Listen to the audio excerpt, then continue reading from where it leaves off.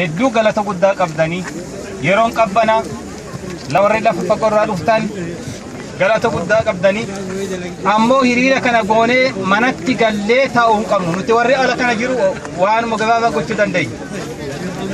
Tokko warra sagalee hin qabne kan biyyatti dhumaa jiru kan hidhamaa jiru kan bakka buusan dhabne isaaniif dirmachuu qabna. Isaan cinaa dhaabbachuu qabna. Hamila isaanii jajjabeessuu qabna.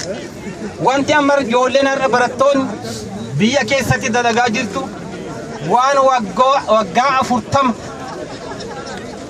nuti itti gaara keessatti itti rakkataa turre har'a isaan dalagaa jiran. Gaafa nuti rakkataa turre sana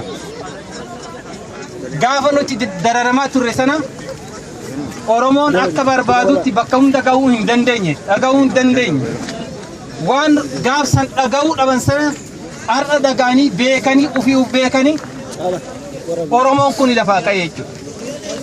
Kanaaf har'a Oromoon ofiif bilisuu deebi'uu hin qabnu waan isaan irratti kufan galmaan gahuudhaaf alaafi keessa bakka jirru haa jabaannu waliin jenna. Duubatti deebi'uu hin qabnu qabsoon Oromoo ibiddi amma qabate kun qaanqeen amma Oromiyaa keessatti qabate yoo duubatti deebi'e waggoota dheeraa nu gaafata kana booda kana beekuu qabna jechuudha. Kun duubatti deebi'uu hin qabu galma gahuu qaba. Gaafin keenya gaafii abbaa biyyummaati.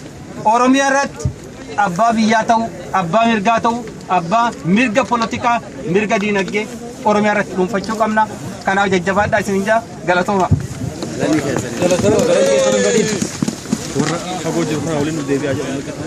Tole mee keessummoonni asumaan